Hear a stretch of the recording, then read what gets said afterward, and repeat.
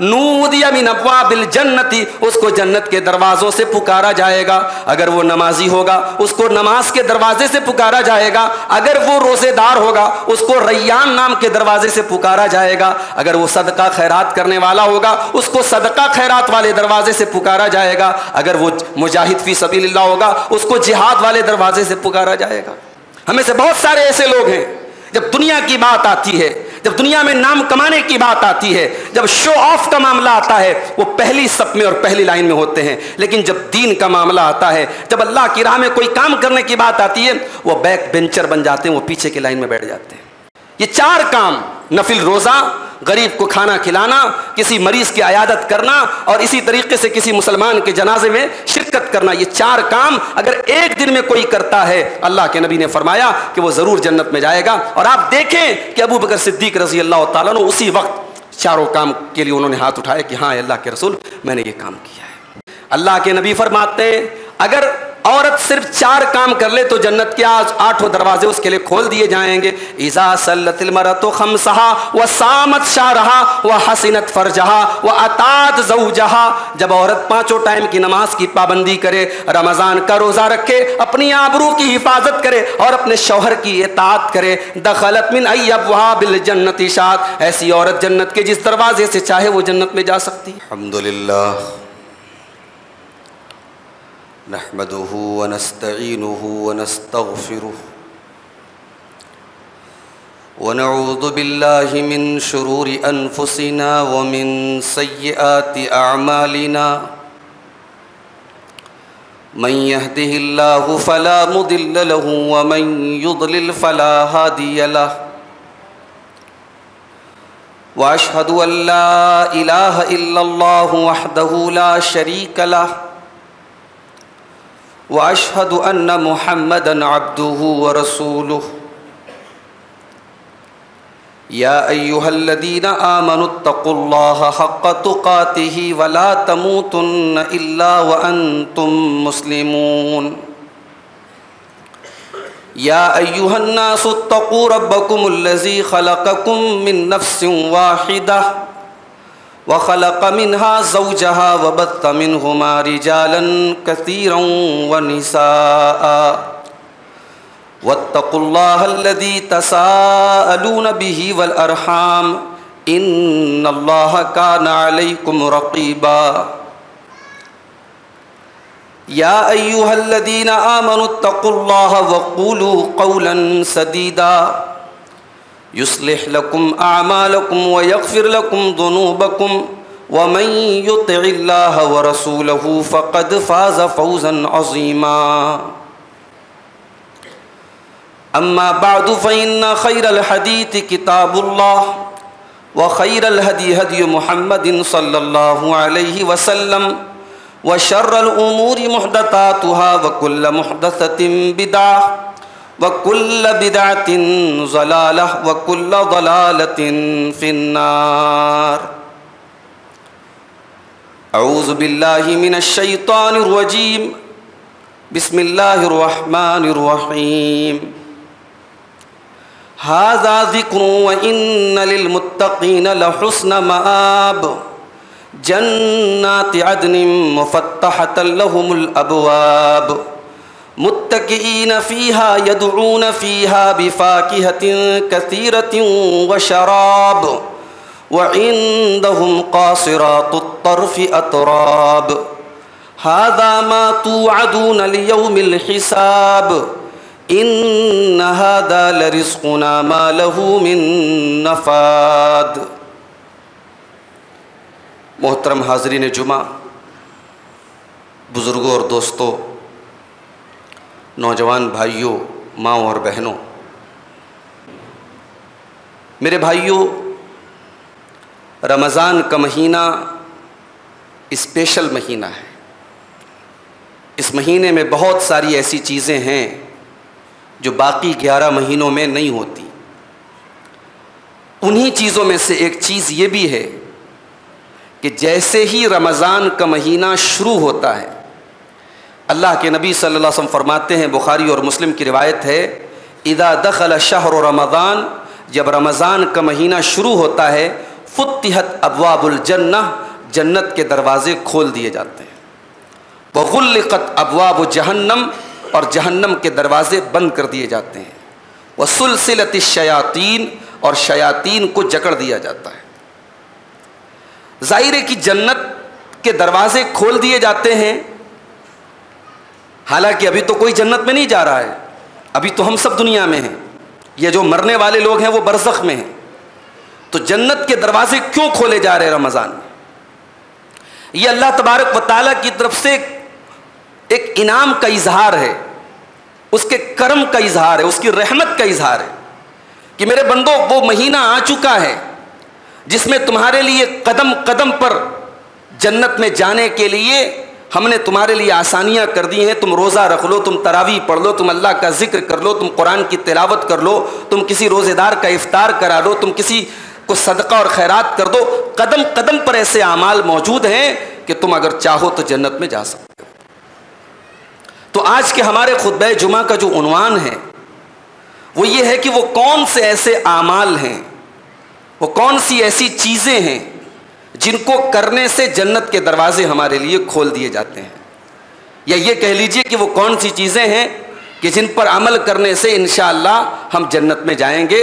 تو آج کے خطبہ جمعہ میں ہم مختصر طور پر ان کو ذکر کریں گے۔ پہلی بات تو آپ یہ سمجھ لیں کہ جنت کے ٹوٹل 8 دروازے ہیں، اور جنتی جب جنت میں جائیں گے تو اللہ فرماتا ہے کہ جنت کے دروازے آلریڈی ان کے لیے کھلے ہوں گے۔ جہنمی جب جہنم میں جائیں گے تو ان کے جانے پر جہنم کے دروازے کھلیں گے، لیکن جب جنتی جائیں گے تو ان کے ویلکم کے لیے، ان کے استقبال کے لیے آلریڈی جنت کے دروازے کھلے ہوں گے۔ قرآن کریم میں اللہ تعالیٰ نے بہت سارے مقامات پر اس کا ذکر کیا ہے۔ میں نمونے کے طور پہ، مثال کے طور پہ سورہ 7 کی کچھ آیتیں آپ کے سامنے پڑھ دیتا ہوں۔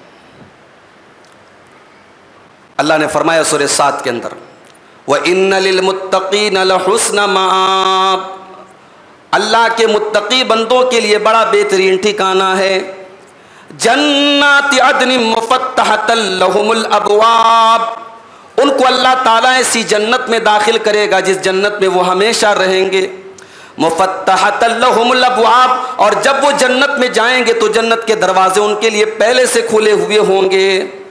متکئین فیہا یدعون فیہا بفاکہۃ کثیرۃ وشراب، وہ جنت میں آرام سے اپنے تکیے پر، اپنے تخت پر، اپنے گاؤں تکیے پر ٹیک لگا کے آرام سے بیٹھے ہوں گے۔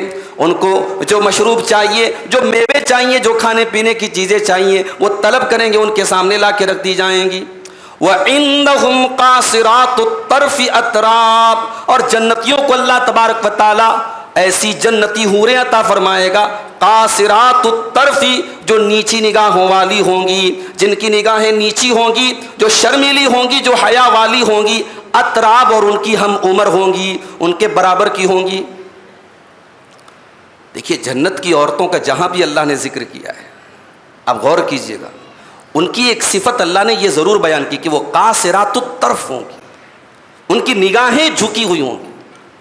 اس کا مطلب یہ ہوا کہ جو دنیا میں عورت شرم و حیا کے زیور سے آراستہ ہو، جس کی نگاہوں میں شرم ہو، جس کی نگاہیں شرم سے جھکی ہوئی ہوں، تو یہ کوالٹی ہے جنتی عورت کی۔ اور جو دنیا میں بے حیا اور بے شرم ہے، جس کی آنکھوں میں شرم و حیا نہیں ہے، تو وہ یہ یاد رکھے کہ یہ جنتی عورت کی پہچان نہیں۔ اس کے بعد اللہ نے فرمایا ھذا ما توعدون لیوم الحساب، اور اللہ تبارک و تعالیٰ ان جنتیوں سے فرمائے گا اے میرے بندو، تمہیں اسی دن کا تو تم سے وعدہ کیا جاتا تھا، اسی جنت کا تو تم سے وعدہ کیا جاتا تھا۔ ان ھذا لرزقنا ما لہ من نفاد، یہی ہمارا رزق ہے، یہی ہماری جنت ہے، یہی ہماری نعمتیں، ما لہ من نفاد، یہ کبھی ختم ہونے والی نہیں ہے، یہ کبھی ایکسپائر ہونے والی نہیں ہے۔ دنیا میں آپ کو جتنا بھی سکھ مل جائے اس کی ایک ایکسپائری ہے۔ جوانی ہے، ایک دن بڑھاپا آئے گا۔ آج آپ صحت مند ہیں، کل کمزور ہو جائیں گے۔ آج بہترین کھانا کھا رہے ہیں، کل ایسا وقت آئے گا کھانے کی لذتیں آپ سے چھوٹ جائیں گی۔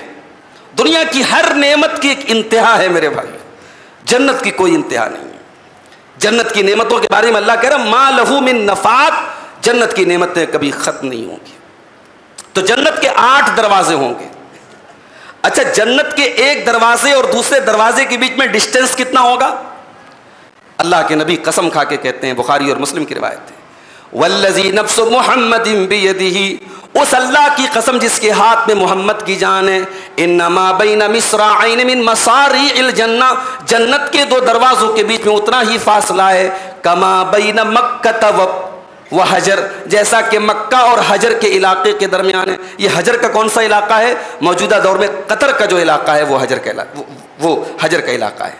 تو مکہ اور قطر کے درمیان تقریباً 1273 پونے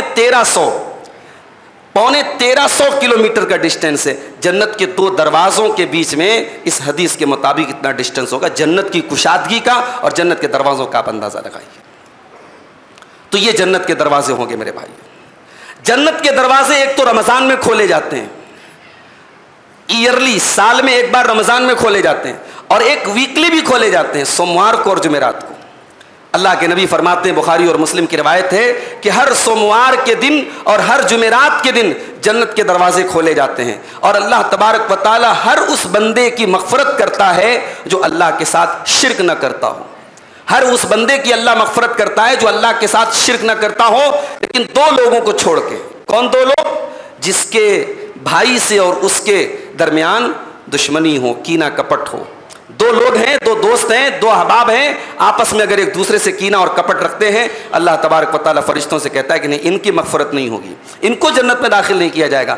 انظروا ھذین حتی یصطلحا، جب تک یہ دونوں صلح نہ کر لیں ان کو جنت میں داخل نہیں کیا جائے گا۔ تو یہ بڑی خطرناک وعید ہے ان لوگوں کے لیے جو ایک دوسرے سے کینہ رکھتے ہیں، ایک دوسرے سے دل میں عداوت رکھتے ہیں۔ صرف اس کینہ کی وجہ سے اللہ تبارک و تعالی ہماری مغفرت کو ٹال دیتا ہے اور جنت میں جانے کو ٹال دیتا ہے۔ اس حدیث سے معلوم ہوا کہ سوموار کے دن اور جمعرات کے دن جنت کے دروازے کھول دیے جاتے ہیں۔ اب آئیے ہم چند ایسے اعمال کو دیکھتے ہیں جو جنت کے میں جانے ہی کا سبب نہیں ہے، بلکہ حدیث میں یہ الفاظ آتے ہیں کہ جو یہ عمل کرے گا جنت کے 8 دروازے اس کے لیے کھول دیے جائیں گے۔ اس میں کچھ عمل ایسے ہیں جو بہت ہی آسان ہیں اور ہم چاہیں تو بڑی آسانی سے عمل کر سکتے ہیں۔ آئیے حدیث دیکھتے ہیں۔ سب سے پہلی حدیث بخاری اور مسلم کی روایت ہے۔ حدیث کے راوی کون ہیں؟ حضرت عمر فاروق رضی اللہ تعالیٰ عنہ۔ کہتے اللہ کے نبی نے فرمایا، ما منکم من احد یتوضؤ، جب تم میں سے کوئی وضو کرتا ہے، فیسبغ الوضوء، اور اچھی طریقے سے کامل طریقے سے وضو کرتا ہے، اور وضو کرنے کے بعد وہ یہ دعا پڑھتا ہے، اشہد ان لا الہ الا اللہ واشہد ان محمدا عبدہ ورسولہ۔ بڑی چھوٹی سی اور بڑی آسان سی دعا ہے، اور اس دعا میں کیا ہے؟ اللہ کی توحید کا اقرار ہے اور اس کے نبی کی رسالت کا اقرار ہے۔ اشہد ان لا الہ الا اللہ واشہد ان محمدا عبدہ ورسولہ۔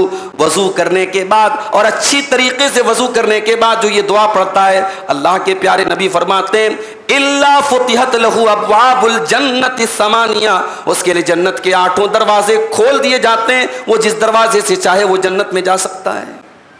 تو وضو کے بعد کی یہ دعا جنت میں جانے کا سبب بنتی ہے میرے بھائی۔ اور آگے بڑھیے، اللہ کے پیارے نبی فرماتے ہیں، بخاری اور مسلم کی روایت ہے، جس نے 5 چیزوں کی گواہی دی، من شہیدہ اللہ الہ الا اللہ، جس نے اس بات کی گواہی دی کہ اللہ کے سوا کوئی معبود نہیں ہے، وَأَنَّ مُحَمَّدًا عَبْدُهُ وَرَسُولُهُ، اور دوسری گواہی دی کہ محمد صلی اللہ علیہ وسلم اللہ کے بندے اور اللہ کے رسول ہیں، اور تیسری گواہی وَأَنَّ عِيسَىٰ عَبْدُ اللَّهِ وَابْنُ أَمَتِهِ، اور عیسیٰ علیہ السلام اللہ کے بندے ہیں اور اللہ کی بندی کے بیٹے ہیں، مریم کے بیٹے ہیں۔ ایک قوم ہے جو حضرت عیسیٰ کو اللہ کا بیٹا کہتی ہے، اور بڑے افسوس کی بات یہ ہے کہ ہمارے بہت سارے مسلمان بھائی جب کرسمس کا تہوار آتا ہے تو اپنے عیسائی دوستوں کو، یا دوست نہیں بھی ہوتے تو اپنے آپ کو سیکولر ظاہر کرنے کے لیے سوشل میڈیا پہ اس طریقے کی جو ہے وہ پوسٹ وغیرہ لگاتے ہیں کہ صاحب آپ کو کرسمس مبارک ہو۔ آپ کو معلوم ہے کرسمس کا مطلب؟ آپ سامنے والے کو اللہ تعالیٰ کے بیٹے کی پیدائش کی خوشخبری دے رہے ہیں۔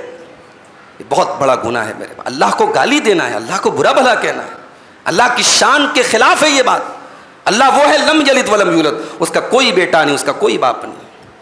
اللہ کا بیٹا کسی کو قرار دینا اتنا بڑا گناہ ہے کہ قرآن کہتا ہے تکاد السماوات یتفطرن منہ، آسمان پھٹ جائیں، آسمان پھٹ جائیں، پہاڑ گر جائیں، زمین شق ہو جائے، یہ اتنی بڑی چیز نہیں جتنی بڑی یہ چیز ہے ان دعوا للرحمن ولدا، کہ لوگ رحمان کا بیٹا کسی کو قرار دیتے ہیں۔ تو یہ تیسرا اقرار کرنا ہے، عیسیٰ علیہ السلام اللہ کے بندے ہیں، اس کی بندی کے بیٹے ہیں۔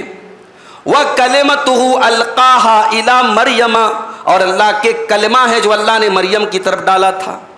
حضرت عیسیٰ نارمل انسانوں کی طرح پیدا نہیں ہوئے، نارمل انسانوں کی پیدائش کا جو پروسیس ہے اس پروسیس سے ہٹ کے حضرت عیسیٰ پیدا ہوئے، اللہ کے کلمے سے پیدا، اللہ نے کہا ہو جا، اور حضرت عیسیٰ مریم کے پیٹ میں ہو گئے۔ اللہ کا کلمہ ہے، اسی لیے ان کو کلمہ کہا گیا۔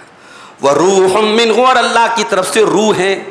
یہ جو گواہی دے، یہ تیسری گواہی اس کو دینا ہے، اور چوتھی گواہی وَأَنَّ الْجَنَّةَ حَقٌّ، اور جنت برحق ہے، اور پانچویں گواہی وَأَنَّ النَّارَ حَقٌّ، جہنم برحق ہے۔ یہ پانچ گواہی جو دے گا، اللہ کے نبی فرماتے ہیں يُدْخِلُهُ الْجَنَّةَ مِنْ أَيِّ أَبْوَابِ الْجَنَّةِ شَاءَ، وہ جنت کے جس دروازے سے چاہے اللہ تعالیٰ اس کو جنت میں داخل کر دے گا۔ یہ پانچ چیزوں کا اقرار کرنا ہے انشاءاللہ، یہ پانچ چیزوں کا اقرار، سچا اقرار انسان کو جنت میں لے کے جائے گا۔ اور آگے بڑھیے، آپ صدقہ خیرات کرتے ہیں، آپ غریبوں کی مدد کرتے ہیں، بڑا آسان طریقہ ہے۔ جب آپ صدقہ خیرات کریں تو جوڑے کی شکل میں کریں، دو چیزیں دے دیں، کسی کو کپڑا دینا ہے دو کپڑے دے دیں، روٹی دینا ہے دو روٹی دے دیں۔ اللہ کے پیارے نبی فرماتے ہیں، صحیح بخاری اور صحیح مسلم کی روایت ہے، من انفق زوجین فی سبیل اللہ، جو اللہ کی راہ میں کسی چیز کا جوڑا خرچ کرتا ہے، نودی من ابواب الجنت، اس کو جنت کے دروازوں سے پکارا جائے گا۔ اگر وہ نمازی ہوگا اس کو نماز کے دروازے سے پکارا جائے گا، اگر وہ روزے دار ہوگا اس کو ریان نام کے دروازے سے پکارا جائے گا، اگر وہ صدقہ خیرات کرنے والا ہوگا اس کو صدقہ خیرات والے دروازے سے پکارا جائے گا، اگر وہ مجاہد فی سبیل اللہ ہوگا اس کو جہاد والے دروازے سے پکارا جائے گا۔ حضرت ابوبکر صدیق رضی اللہ تعالیٰ عنہ اس موقع پر موجود تھے، انہوں نے کہا اللہ کے نبی آپ کی بات تو سمجھ میں آ گئی کہ کوئی شخص اگر یہ عمل کرے گا، اس نے نماز پڑھی تو اس کو نماز والے دروازے سے بلایا جائے گا، اس نے صدقہ کیا صدقہ کے دروازے سے بلایا جائے گا، روزے دار ہے ریان سے بلایا جائے گا۔ اے اللہ کے نبی میرا ایک سوال ہے، کیا کوئی ایسا بھی انسان ہے جو ان تمام دروازوں سے بلایا جائے گا؟ اے اللہ کے نبی کیا کوئی ایسا بھی شخص ہوگا جس کو نماز کے دروازے سے، روزے کے دروازے سے، صدقہ کے دروازے سے، جہاد کے دروازے سے، نیکی کے جتنے کام ہیں ان سارے دروازوں سے ان کو بلایا جائے گا؟ اللہ کے پیارے نبی نے فرمایا نعم وارجو ان تکون منہم، آپ نے فرمایا کہ ہاں اے ابو بکر، اور میں امید کرتا ہوں کہ تم بھی انہی لوگوں میں سے ہوگے۔ اللہ اکبر، یہ ابو بکر صدیق کا مقام ہے میرے بھائی۔ ابو بکر صدیق وہ صحابی ہیں جو نیکی کے معاملے میں پہلی لائن میں رہتے تھے، نیکی کے معاملے میں آگے رہتے تھے۔ آج معاف کرنا میرے بھائی، ہمیں سے بہت سارے ایسے لوگ ہیں جب دنیا کی بات آتی ہے، جب دنیا میں نام کمانے کی بات آتی ہے، جب شو آف کا معاملہ آتا ہے وہ پہلی صف میں اور پہلی لائن میں ہوتے ہیں، لیکن جب دین کا معاملہ آتا ہے، جب اللہ کی راہ میں کوئی کام کرنے کی بات آتی ہے وہ بیک بینچر بن جاتے ہیں، وہ پیچھے کی لائن میں بیٹھ جاتے ہیں۔ یہ نہیں ہونا چاہیے۔ صحابہ کرام نے ہمیں یہ سبق دیا کہ دین کے معاملے میں بیک بینچر مت بنو، دین کے معاملے میں آگے رہنے کی کوشش کیا کرو۔ ایک مرتبہ اللہ کے نبی صحابہ کرام سے کہتے ہیں من اصبح منکم اليوم صائما، تم میں سے کون آج روزے کی حالت میں، یعنی رمضان کا مہینہ نہیں تھا، نفل روزہ کی بات آپ کر رہے تھے۔ ابو بکر صدیق نے فرمایا کہ ہاں اللہ کے نبی میں روزے کی حالت میں ہوں۔ پھر آپ نے پوچھا من اطعم منکم اليوم مسکینا، کون تم میں سے ایسا ہے جس نے کسی غریب کو کھانا کھلایا ہے؟ پھر ابو بکر صدیق کا ہاتھ اٹھا، اے اللہ کے نبی میں نے غریب کو کھانا کھلایا ہے۔ پھر پوچھا آپ نے من عاد منکم اليوم مریضا، کون ہے تم میں سے جس نے کسی بیمار کی عیادت کی ہے، کسی مریض کی عیادت کی ہے؟ پھر ابو بکر صدیق کا ہاتھ اٹھا، ہاں اے اللہ کے نبی میں نے بیمار کی عیادت بھی کی ہے۔ پھر آپ نے پوچھا من شہید منکم اليوم جنازۃ، تم میں سے کون ہے جو کسی مسلمان کے جنازے میں گیا ہے؟ پھر ابو بکر صدیق کا ہاتھ اٹھا، ہاں اللہ کے نبی میں ایک جنازے میں بھی شریک ہوا ہوں۔ آپ نے فرمایا مجتمعنا فی امرئ الا دخل الجنہ، اے ابو بکر یہ نیکی کے چاروں کام جس ایک انسان کے اندر ایک دن میں اکٹھا ہو جائیں وہ ضرور جنت میں جائے گا۔ یہ چار کام، نفل روزہ، غریب کو کھانا کھلانا، کسی مریض کی عیادت کرنا اور اسی طریقے سے کسی مسلمان کے جنازے میں شرکت کرنا، یہ 4 کام اگر ایک دن میں کوئی کرتا ہے اللہ کے نبی نے فرمایا کہ وہ ضرور جنت میں جائے گا۔ اور آپ دیکھیں کہ ابو بکر صدیق رضی اللہ تعالیٰ عنہ اسی وقت 4 کام کے لیے انہوں نے ہاتھ اٹھایا کہ ہاں اللہ کے رسول میں نے یہ کام کیا ہے۔ چوتھے پارے کی تفسیر میں وہ آیت آئی تھی وَسَارِعُوا إِلَىٰ مَغْفِرَةٍ مِّن رَبِّكُمْ، کہ نیکی کے کاموں میں اور جنت میں لے جانے والے اعمال میں ہمیں آگے رہنا چاہیے میرے بھائیوں، ہمیں پیچھے نہیں رہنا چاہیے۔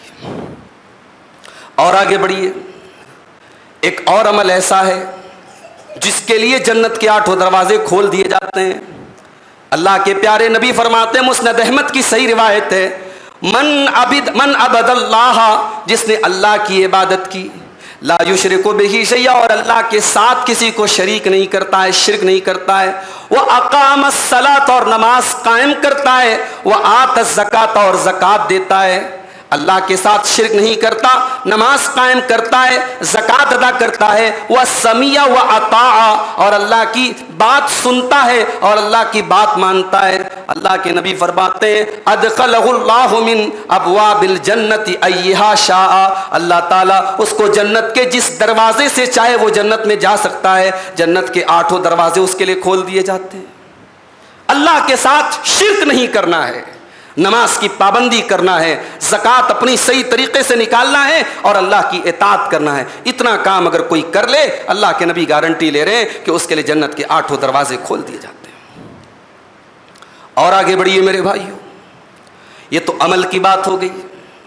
اب ایک ایسی چیز بیان کرنے جا رہا ہوں جس کا تعلق عمل سے نہیں ہے، اس کا تعلق صبر سے ہے۔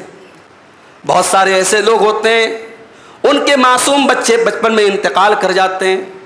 کبھی ایسا بھی ہوتا ہے بچہ مرا ہوا پیدا ہوا، کبھی ایسا بھی ہوتا ہے بچہ 5 سال کا 4 سال کا ہو کر کے انتقال کر گیا۔ اب یہ جو ہوتا ہے، میں نے کہیں ایک جملہ پڑھا تھا کہ والدین کے لیے بچے کا جنازہ بڑا بھاری ہوتا ہے۔ ایک ماں باپ کو اپنے بچے کا جنازہ اٹھانا پڑے، اس سے بھاری کوئی جنازہ نہیں ہوتا ہے۔ تو بچے اگر بچپن میں انتقال کر جائیں، نابالغ بچے اگر مر جائیں، تو اس کے ماں باپ بھی جنت میں جائیں گے۔ اللہ کے نبی فرماتے ہیں ما من احد، کوئی ایسا بندہ ہوتا ہے جس کے اللہ تبارک و تعالیٰ 3 بچوں کو موت دے دیتا ہے۔ ما من احد یموت لہ ثلاثۃ من الولد، جس کے 3 بچے نابالغ ہونے کی حالت میں انتقال کر جاتے ہیں اور وہ ان بچوں کی موت پر صبر کرتا ہے، وہ عورت صبر کرتی ہے، وہ باپ صبر کرتا ہے۔ الا تلقوہ من ابواب الجنت، وہ بچے اپنے ماں باپ کا استقبال جنت کے دروازے پر کرتے ہیں، جنت کے دروازے پر اپنے ماں باپ کا استقبال کرتے ہیں۔ ان بچوں کی موت پر صبر کرنے کی وجہ سے وہ ماں باپ جنت میں داخل ہوں گے۔ یہ بہت بڑی چیز ہے میرے بھائی۔ عام طور سے، خاص طور سے عورتوں کو دیکھا گیا وہ صبر نہیں کر پاتی۔ صبر کا مطلب یہ نہیں ہے کہ آپ جو ہے کوئی خاص عمل کریں، صبر کا مطلب یہ ہے کہ آپ اپنے جذبات کو، اپنے ایموشنز کو، اپنی زبان کو کنٹرول میں رکھیں۔ بچہ مر گیا، بعض عورتوں کی زبان سے یہ بھی ہم نے سنا کہ صاحب اللہ کو ہمارا ہی بچہ لینا تھا، اللہ کو میرے ہی بیٹے کو چھیننا تھا۔ یہ جملہ بتا رہا ہے کہ آپ اللہ کے فیصلے پر راضی نہیں ہیں۔ ہمارے نبی کی زندگی آپ اٹھا کے دیکھو میرے بھائی، آپ کے اپنے جتنے بیٹے پیدا ہوئے سب بچپن میں انتقال کر گئے، ایک بھی بیٹا آپ کا جوان نہ ہوا، سارے بیٹے بچپن میں انتقال کر گئے۔ آخری بیٹا جو آپ کو پیدا ہوا حضرت ماریہ کے پیٹ سے ابراہیم پیدا ہوئے اور وہ بھی 1.5 سال کی عمر میں انتقال کر گئے۔ جب ان کی حالت خراب ہو گئی، جب بچے کا آخری ٹائم آیا، بخاری کے الفاظ ہیں، اللہ کے پیارے نبی اپنے بچے کو گود میں لیتے ہیں، بچے کو گود میں لیتے ہیں، بچے کی سانسیں اکھڑ رہی ہیں، بچے کا دم نکل رہا ہے اور اللہ کے پیارے نبی کی آنکھوں سے آنسو بہ رہے ہیں، اللہ کے پیارے نبی رو رہے ہیں اور صحابہ کرام اپنے نبی کو روتا ہوا دیکھ کر کے بڑی حیرت کا اظہار کر رہے ہیں کہ اللہ کے نبی کی آنکھوں سے بھی آنسو بہ رہے ہیں۔ آپ رو رہے ہیں اور کیا کہتے ہیں؟ ان العین تدمع والقلب يحزن ولا نقول الا ما يرضى ربنا۔ اے میرے بچے ابراہیم، تیرے باپ کا دل غمگین ہے تیرے جانے سے، تیرے باپ کی آنکھوں سے آنسو بہ رہے ہیں، مگر اے ابراہیم تیرا باپ اپنی زبان سے کوئی ایسی بات نہیں نکالے گا جس سے اللہ ناراض ہو جائے۔ یہ ہے صبر میرے بھائی۔ تو صبر اگر انسان ایسے موقع پر کرتا ہے انشاءاللہ وہ جنت میں جائے گا۔ میری پیاری ماں اور بہنوں، آپ کے لیے بھی جنت میں جانا بہت آسان ہے۔ اگر عورت 4 کام کر لے، اللہ کے نبی فرماتے ہیں اگر عورت صرف 4 کام کر لے تو جنت کے 8 دروازے اس کے لیے کھول دیے جائیں گے. اذا صلت المرأة خمسها وصامت شهرها وحسنت فرجها واتات زوجها. جب عورت 5 ٹائم کی نماز کی پابندی کرے, رمضان کا روزہ رکھے, اپنی آبرو کی حفاظت کرے اور اپنے شوہر کی اطاعت کرے, دخلت من ای ابواب الجنت شاءت. ایسی عورت جنت کے جس دروازے سے چاہے وہ جنت میں جا سکتی ہے. تو عورت کے یہ 4 کام انشاءاللہ اس کو جنت میں لے کے جائیں گے. اور آگے بڑھیے. 3 کام اللہ کے نبی نے ایک حدیث میں 3 کام بتایا کہ یہ 3 کام اگر کوئی کرے تو وہ جنت میں جائے گا. آپ نے فرمایا ایھا الناس افشوا السلام واطعموا الطعام وصلوا باللیل والناس نیام تدخلوا الجنۃ بسلام. آپ نے فرمایا اے لوگو سلام کو پھیلایا کرو, سلام کو بڑھایا کرو, ایک دوسرے سے سلام زیادہ سے زیادہ کیا کرو, سلام کو بڑھاؤ. وَأَطْعِمُوا الطَّعَامَ اور لوگوں کو کھانا کھلایا کرو, غریبوں کو بھی کھلاؤ, اپنے رشتہ داروں کو بھی کھلاؤ, اپنے دوستوں کو بھی کھلاؤ. وَأَطْعِمُوا الطَّعَامَ اور لوگوں کو کھانا کھلایا کرو. وَصَلُّوا بِاللَّيْلِ وَالنَّاسُ نِيَامٌ اور راتوں کو جب دنیا والے سو رہے ہوں تم اللہ کی بارگاہ میں اٹھ کر کے تہجد کی نماز پڑھا کرو. تَدْخُلُوا الْجَنَّةَ بِسَلَام تم آرام سے جنت میں چلے جاؤ گے. تو یہ 3 کام ہیں, سلام کو پھیلانا, لوگوں کو کھانا کھلانا اور راتوں میں تہجد کی نماز پڑھنا. یہ 3 کام بھی جنت میں لے کے جانے والے ہیں. اسی طریقے سے نماز کی پابندی کرنا. اللہ کے نبی منبر پہ چڑھتے ہیں اور آپ 3 بار قسم کھا کے کہتے ہیں لا اقسم لا اقسم لا اقسم, میں قسم کھاتا ہوں, میں قسم کھاتا ہوں, میں قسم کھاتا ہوں. پھر منبر سے آپ اترتے ہیں اور کہتے ہیں ابشروا ابشروا, اور لوگوں خوش ہو جاؤ.